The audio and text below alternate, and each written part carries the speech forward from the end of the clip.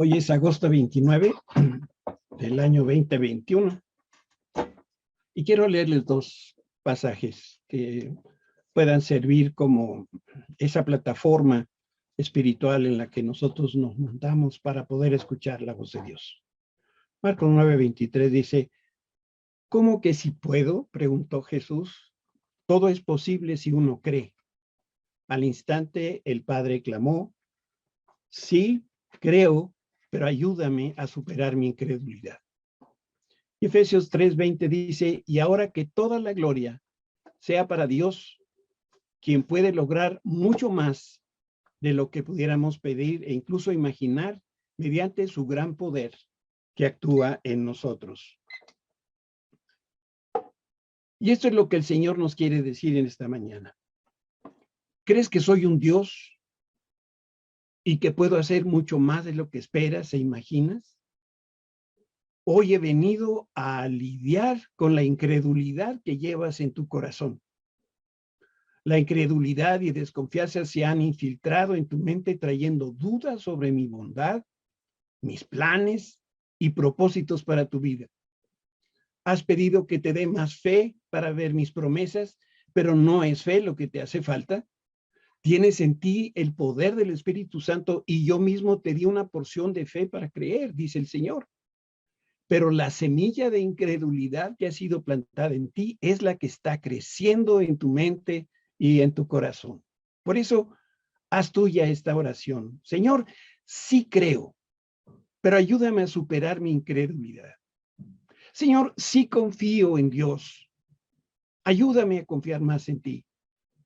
Hoy en tu nombre desarraigo la semilla de incredulidad que permití que se plantara en mi mente y mi corazón.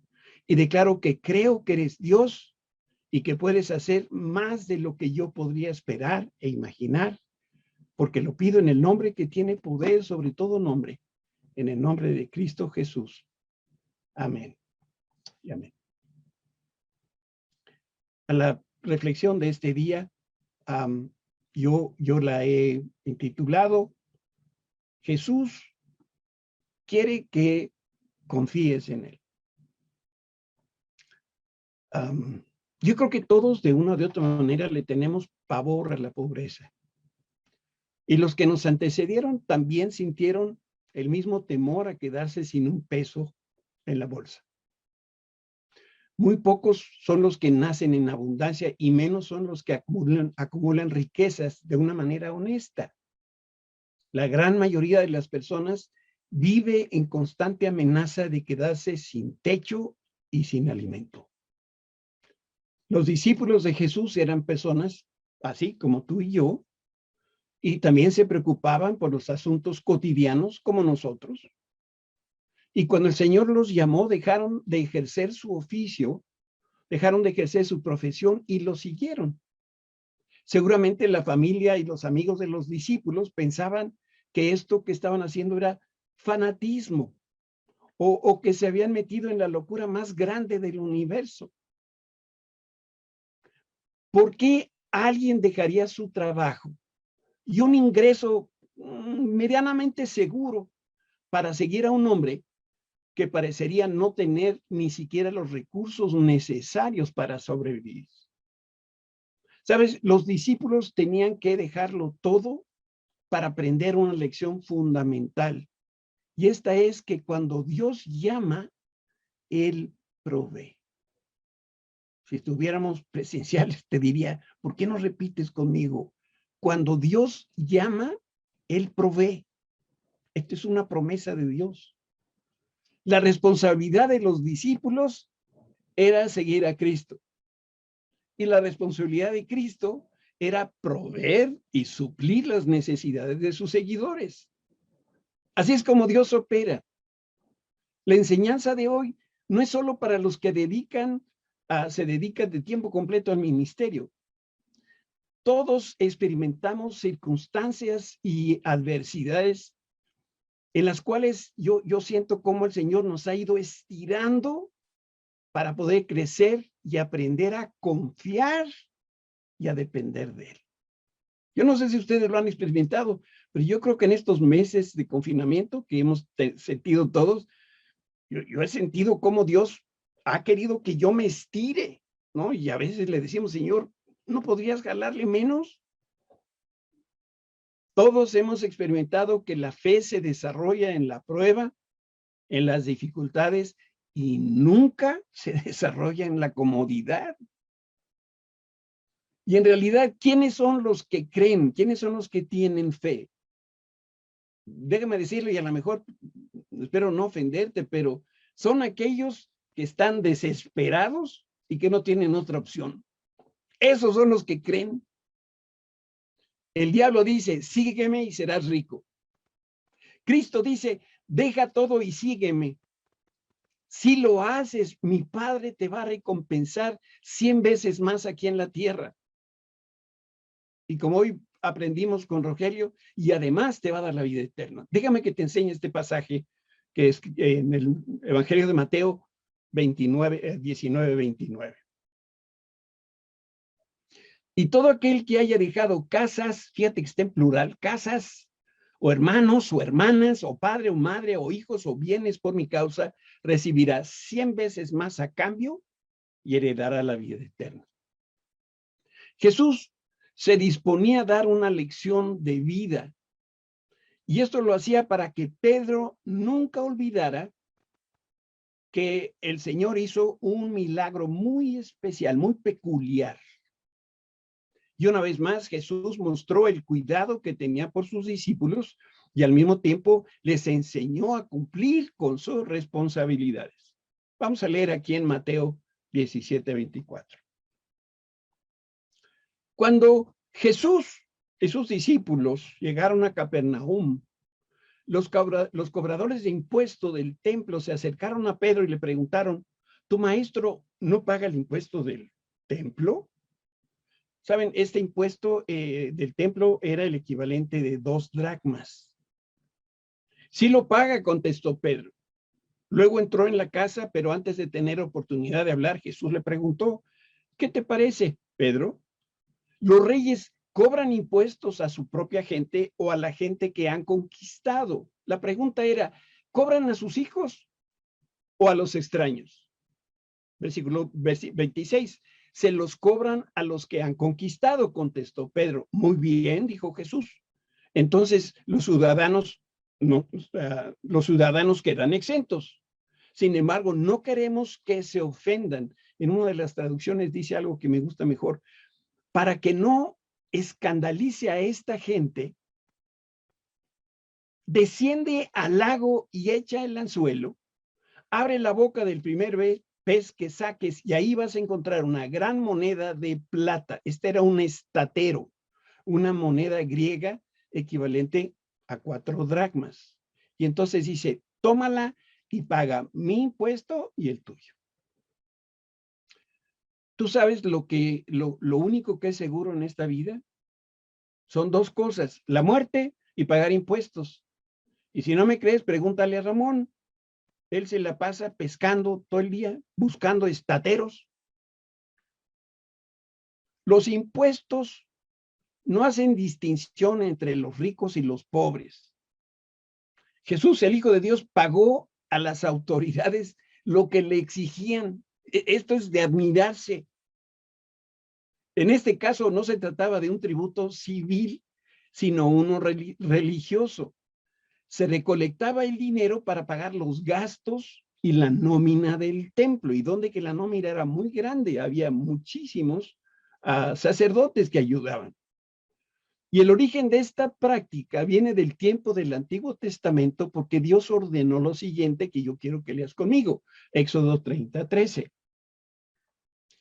Cada persona contada, eran los censos, cada persona contada tendrá que dar una pequeña pieza de 6 gramos de plata como ofrenda sagrada al Señor.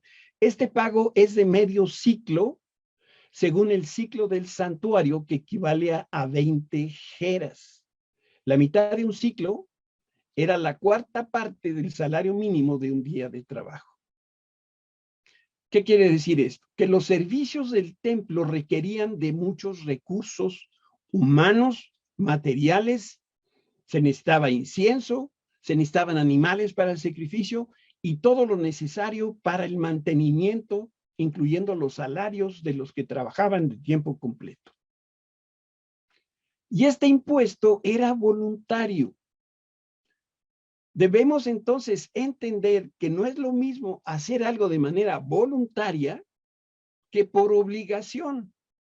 Pero al mismo tiempo, y pon mucha atención, parecería uno de estos acertijos con palabras, voluntario no es lo mismo que opcional. Si fuera opcional, ¿por qué el Señor les pidió exactamente una moneda de 6 gramos de plata? Si hubiera sido voluntario, en el sentido que muchos entienden voluntario, para las ofrendas es, pues da lo que quieras. Eso no es lo que está diciendo el Señor, sino que las personas que están comprometidas con Dios y con sus ordenanzas eran las que pagaban con puntualidad sus tributos en el templo. Y esto no ha cambiado con el tiempo. Las personas que están comprometidas con la obra del ministerio son las que sostienen, como nosotros, Oasis, y por eso domingo a domingo les agradecemos su fidelidad y su generosidad al ministerio. Y por eso, gracias a Dios y a estas contribuciones podemos seguir adelante. Yo quiero que conozcas el corazón de David en este tema. Primera de Crónicas 29:3. Dice, ahora debido a la devoción que tengo por el templo de mi Dios, entrego todos mis propios tesoros de oro y de plata para ayudar en la construcción. Esto es, además de los materiales de construcción que ya ha reunido para su santo templo. Recuerden que a David le tocó la tarea de juntar los materiales y a Salomón de construir el templo. El pasaje que estamos considerando menciona a un recaudador de impuestos que visitó Capernaum. Y el objetivo de este hombre era urgir a la población a pagar sus impuestos. El recolector de impuestos del templo encontró a Pedro fuera de su casa y le preguntó por su maestro, porque había escuchado de él, y la pregunta era, ¿tu maestro paga las contribuciones que ordena la ley hebrea? Y planteó la pregunta de tal manera que Pedro no podía contestar que no. Se vio obligado a contestar que sí. ¿Por qué? Porque un maestro, como era Jesús en aquel tiempo en Israel, no podía evitar la responsabilidad tributaria que tenía. Y el recaudador solo estaba interesado en la aportación económica, no en la enseñanza de Jesús. Y para variar, Pedro abrió la boca antes de pensar y habló para defender a la única persona que no necesita que nadie lo defienda. Pedro respondió que Jesús sí pagaba impuestos. Y esto era una verdad. Y después entró en la casa donde se encontraba Jesús y el Señor, que lo conoce todo, habló antes que Pedro le relatara lo que había sucedido fuera de la casa. El Señor Jesús lo conoce todo. Miren lo que dice Mateo 17:25. Pero antes de tener oportunidad de hablar, Jesús le preguntó a Pedro, ¿qué te parece, Pedro? ¿Los reyes cobran impuestos a su propia gente o a la gente que han conquistado? ¿Le cobran a sus hijos o a los extraños? Y Pedro respondió correctamente, a los extraños, a los que han conquistado. Yo puedo leer entre líneas que Jesús afirmó que él era el Hijo de Dios y que no estaba obligado a pagar los impuestos. Sin embargo, él añadió esta otra frase que leemos aquí en Mateo 17:26. Luego los hijos están exentos.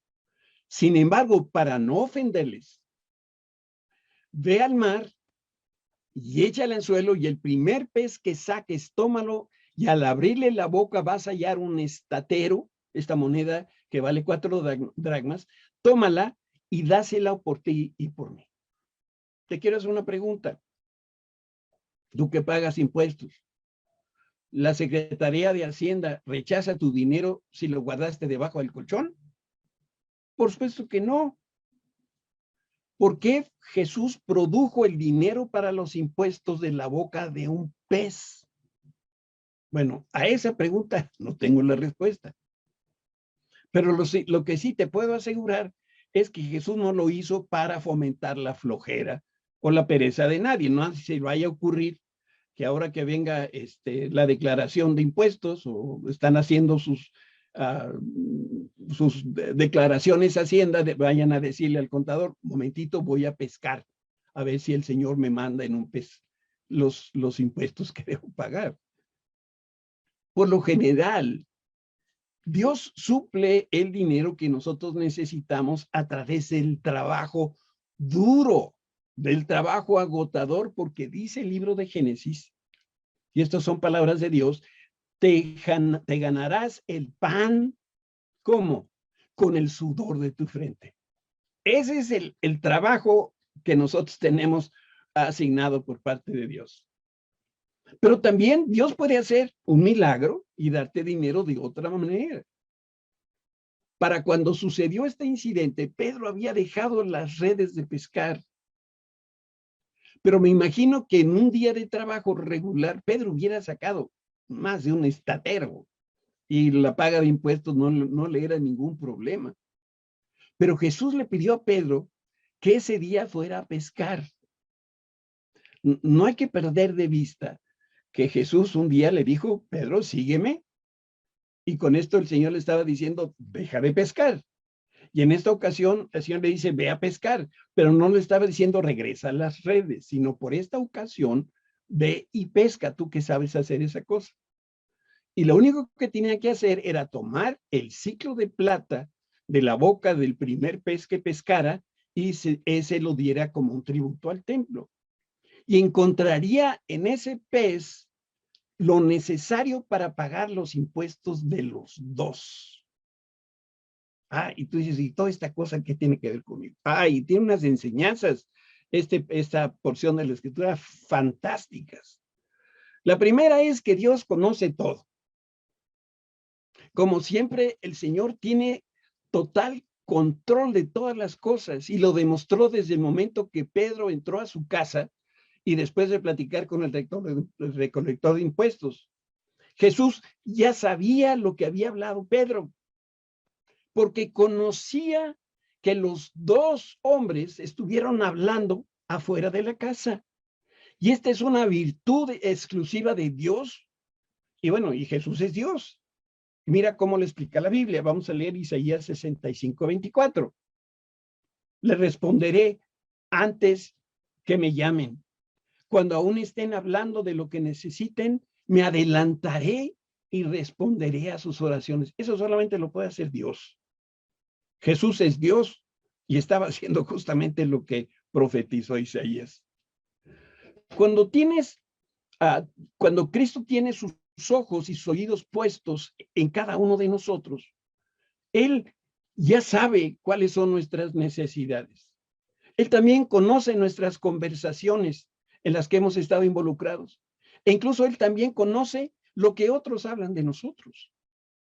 Él conoce nuestros pensamientos, aun si nunca nosotros los llegamos a hablar o expresar con palabras audibles.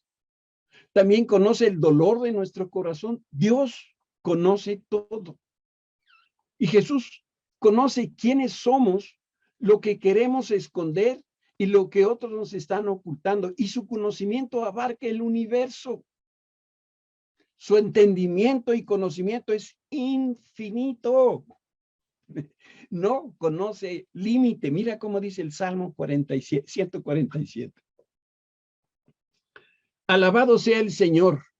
Qué bueno es cantar alabanzas a nuestro Dios. Qué agradable y apropiado. Otra de las versiones dice, bueno es cantar salmos a nuestro Dios porque suave y hermosa es la alabanza.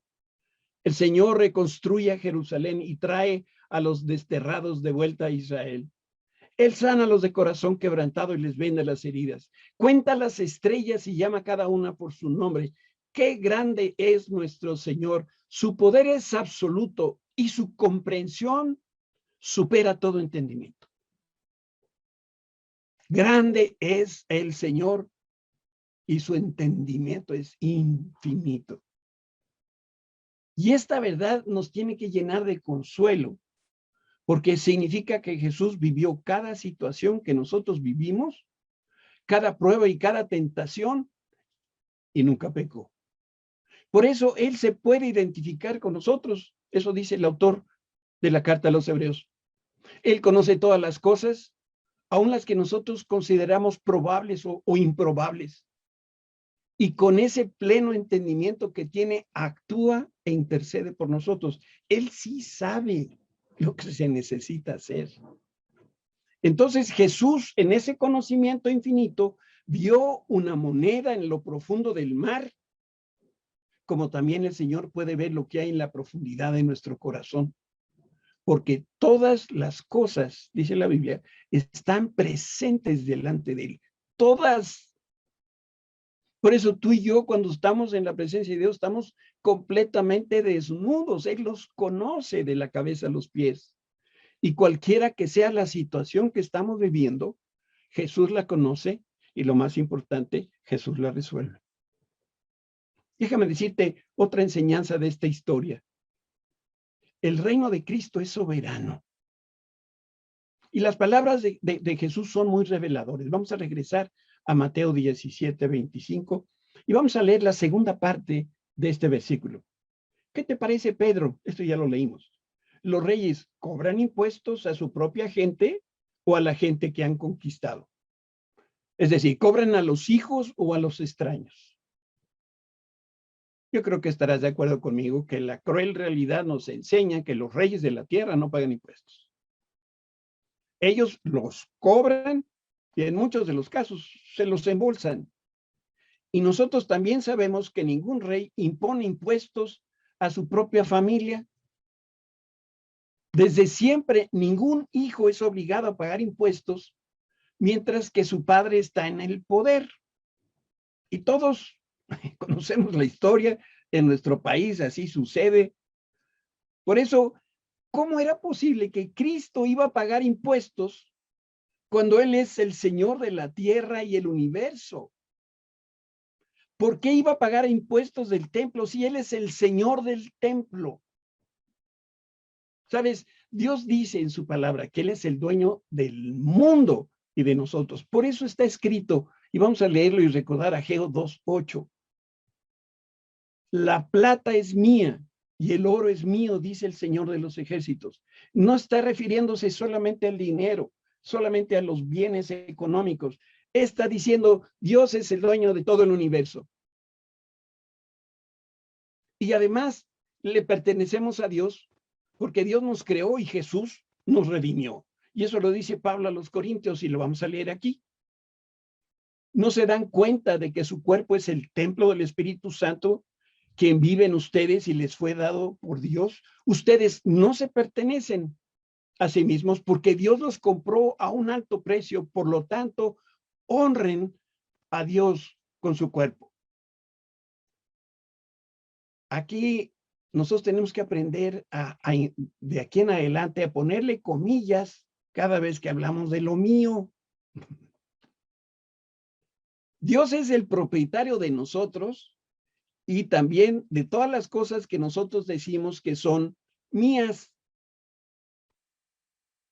Lo único que estamos haciendo es administrar las cosas que son propiedad de Dios.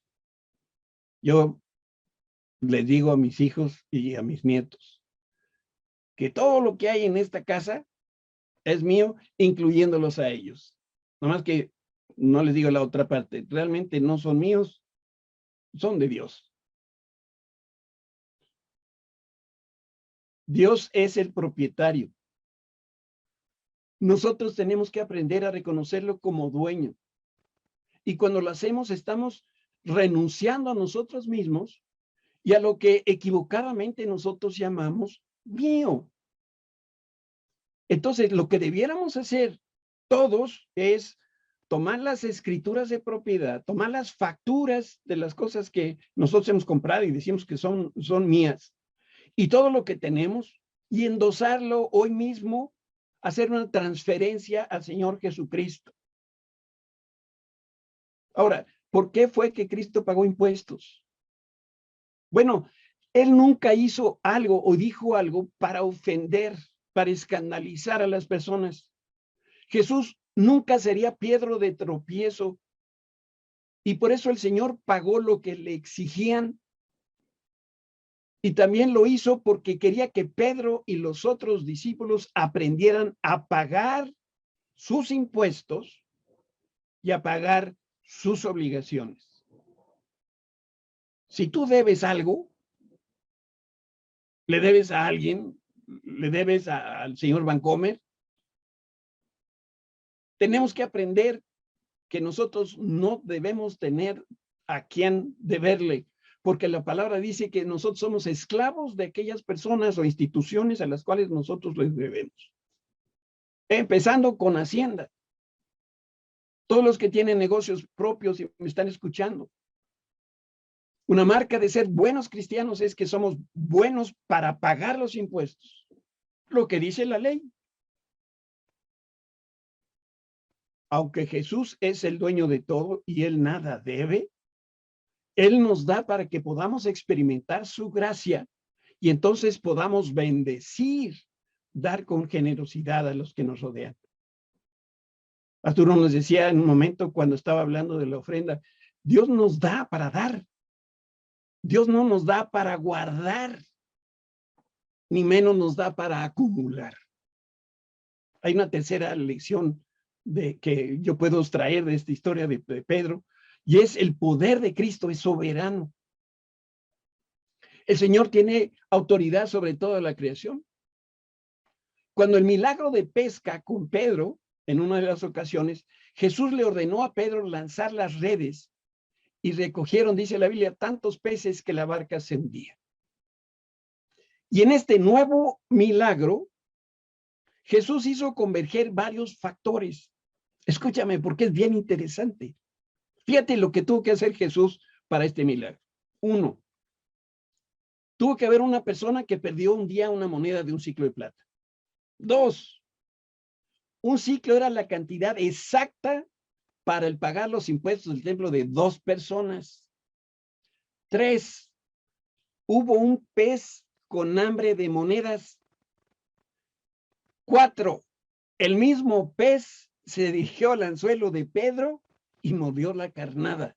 Dime si eso no es soberanía. ¿Quién puede hacer todo esto?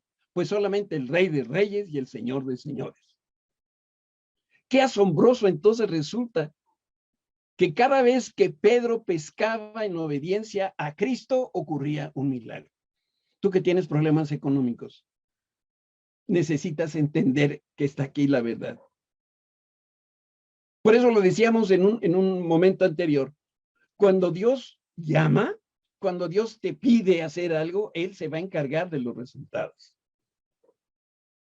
Y a partir de ese día, la actividad de la pesca adquirió una nueva perspectiva para Pedro. No era lo mismo cuando lo hacía para el Señor que cuando lo hacía para él mismo.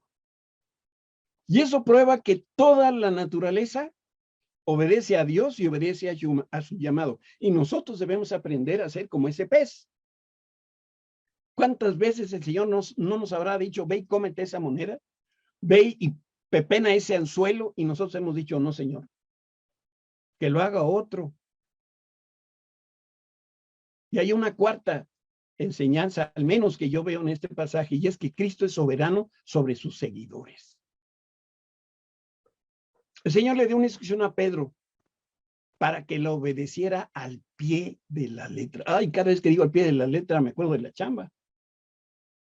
Ah, qué buenos somos para recibir la información y la instrucción del jefe. El jefe me pide esto. Ah, pero yo sé mejor que mi jefe. Y entonces, en vez de traerle lo que me pide, le voy a traer lo que yo creo que es lo que él me pidió.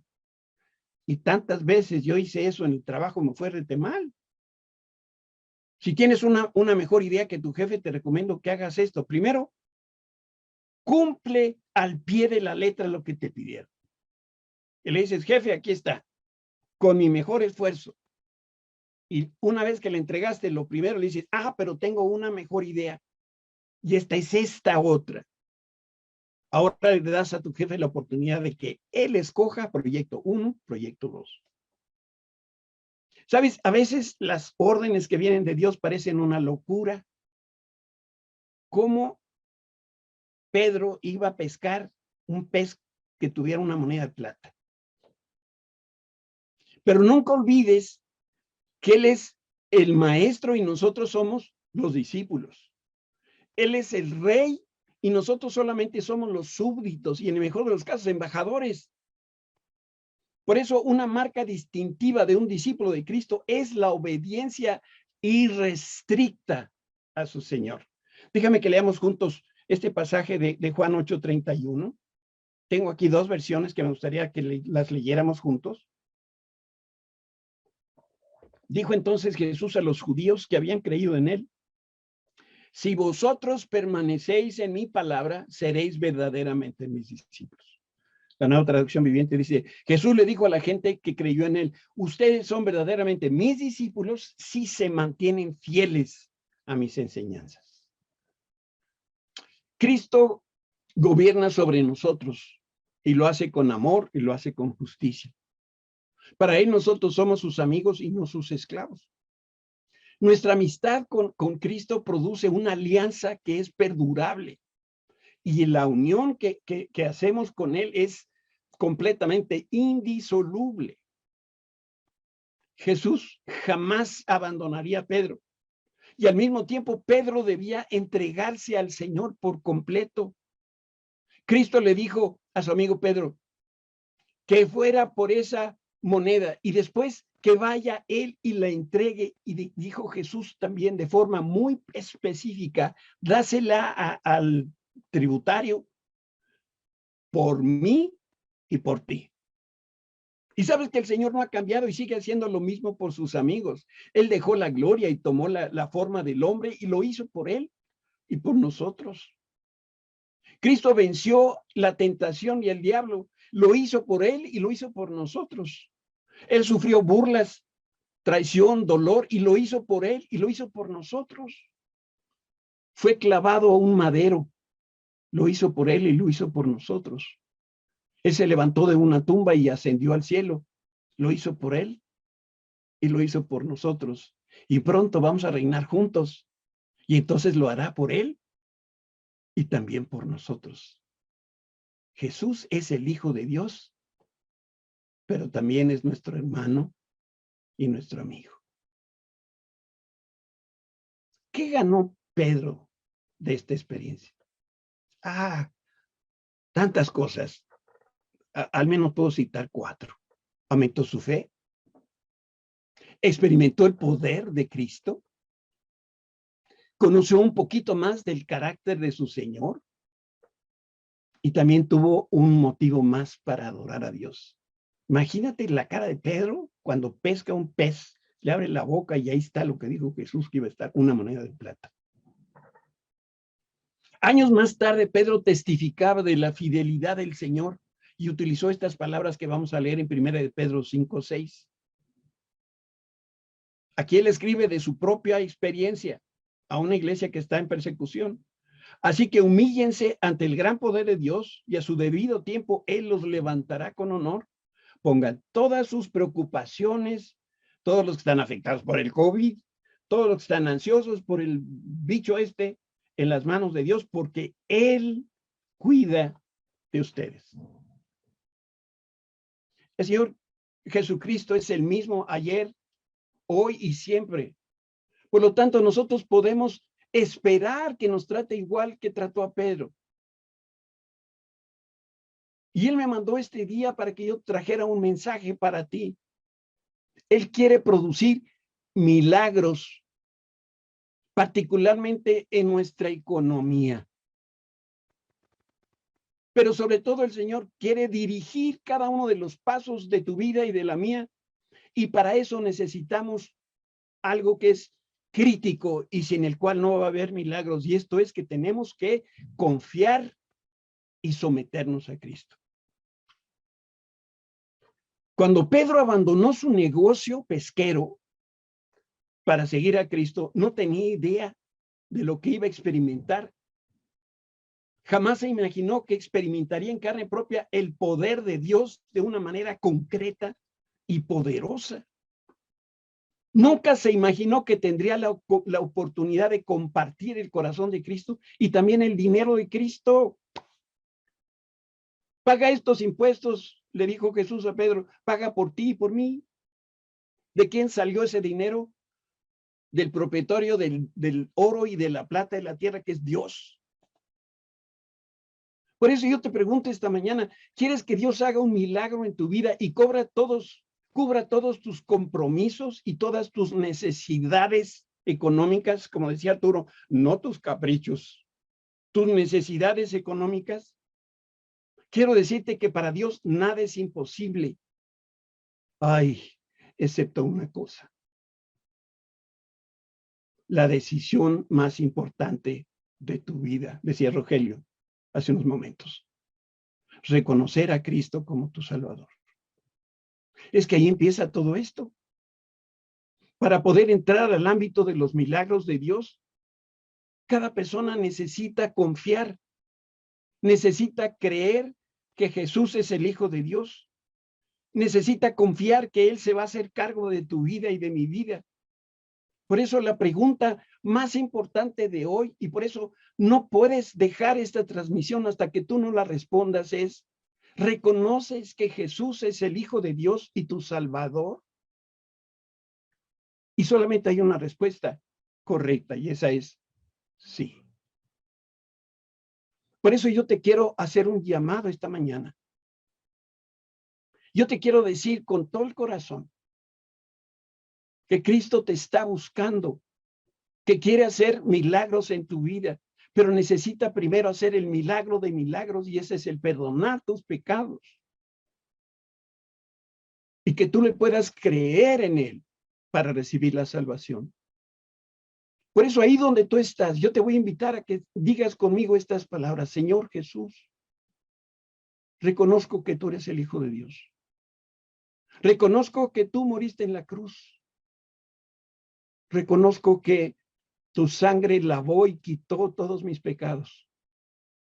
Que fue necesario tu sacrificio para poder ser llamado Hijo de Dios. Y hoy declaro con mis labios, y dilo en voz alta, declaro con mis labios que Jesús es mi Salvador y es mi Señor. En el nombre de Cristo Jesús. Amén. Pero hay otra cosa importante: el problema de nuestras finanzas. El problema con las cosas básicas de la vida es que solamente buscamos a Dios cuando el agua nos llega a los aparejos. Cuando sentimos que el agua nos está llegando al pescuezo, ese es cuando buscamos a Dios. Cuando el abonero viene y toca la puerta para cobrar, es cuando nosotros nos acordamos de Dios. ¿No te has dado cuenta de lo que Dios quiere? Yo lo puedo decir en una sola frase: Él quiere ser el primero y lo primero en tu vida. Él quiere dirigir cada paso que des. Y la única manera de hacerlo es que tú confíes y te sometas a Cristo. Si vas manejando, Él quiere que seas el copiloto y que dejes de hablar y dejes de opinar qué camino es el mejor, ni le digas a dónde vas. Él, el Señor Jesucristo, sabe a dónde. ¿Quieres un milagro como el de Pedro? Entonces haz lo mismo que Pedro. Primero, abandona la confianza que tú tienes, a lo mejor en tu negocio, en tu trabajo, el dinero que tienes ahorrado. Y lo segundo que hizo Pedro fue seguir a Cristo y confiar en Él. Recuerda que la abundancia de los recursos de Dios, incluyendo los económicos, solo está al alcance de aquellos que lo renuncian a todo. Ay, si el sistema de Dios es muy diferente al nuestro. Nosotros todo lo queremos para acá. Lo queremos para almacenar, lo queremos para guardar, para sentirnos seguros. Y Jesús dice: así no trabajo yo. ¿Quieres que te dé? Entonces primero dame a mí. ¿Cuánto, Señor? No, lo quiero todo. Y te voy a decir una cosa que si tú lo entiendes y lo pones por práctica en tu vida, va a cambiar tu situación. Hay una manera de comprobar que lo que recibes es la provisión que viene de la mano de Dios. Te digo, ¿cómo lo puedes saber? Por la cantidad. Sí, Él nos da justo lo que necesitamos. Ni un peso de más, ni un peso de menos. A Israel en el desierto les dio una porción diaria. Les pudo haber dado todo el mes por adelantado. Pero no lo hizo. Y nosotros queremos que cuando le decimos, Señor, dame, Él nos dé para esta quincena y para las siguientes quincenas hasta el 2028. Dios no opera así. A Pedro le dio una moneda, no dos, una. ¿Y para cuánto le alcanzaba? Justo para pagar sus compromisos tributarios. No le sobraba. Y aun cuando Dios está dispuesto a premiar tu confianza en Él, y para eso hace señales y prodigios, Él quiere que siempre dependas de Él. Y por eso nos da lo justo. La responsabilidad de los discípulos es seguir a Cristo. La responsabilidad de Cristo es proveer para las necesidades de sus seguidores. Y para ti hay una sola pregunta en esta hora. ¿Estás dispuesto a dejarlo todo y seguir a Cristo? Si dices que sí, Él se va a encargar de tus negocios. Si tú dices, Señor, pero es que, ¿cómo te voy a dejar a ti las decisiones económicas? Bueno, esa será tu decisión. Dios quiere que lo dejes todo. Yo te invito ahí donde estás, que cierres tus ojos y hagas conmigo una oración. Muy sencilla. Esta oración tiene que ver con el hecho de que hoy todos somos salvos porque hemos tomado la mejor decisión de nuestra vida y la que sigue en importancia es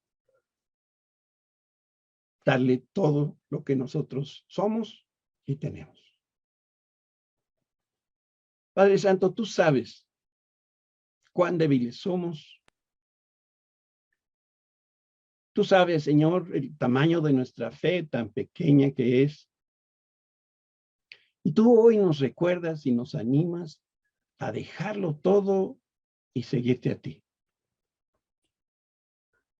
Señor, yo recibo en esta hora tu promesa de que si yo lo doy todo por ti, tú te vas a encargar de todo de mí. Si yo me encargo, Señor, de tus negocios, tú te vas a encargar de mis negocios. Si yo te doy todo lo que tengo y todo lo que soy, tú me vas a hacer cubrir todas mis necesidades, ya sea en pandemia o fuera de pandemia. Sea que la economía de México o del mundo esté de cabeza, sea como sea. Y tú habrás de producir milagro tras milagro. Y esos peces que traen monedas de plata no se han acabado. Están esperando que yo tome la decisión de dejarlo todo y seguir a Cristo. Padre, tú ves nuestros corazones, nuestras debilidades. Y por eso te decimos, Señor, ayúdame a creer. Ayúdame a dejar la incredulidad a un lado y a confiar totalmente en ti, en Cristo Jesús. Amén y amén.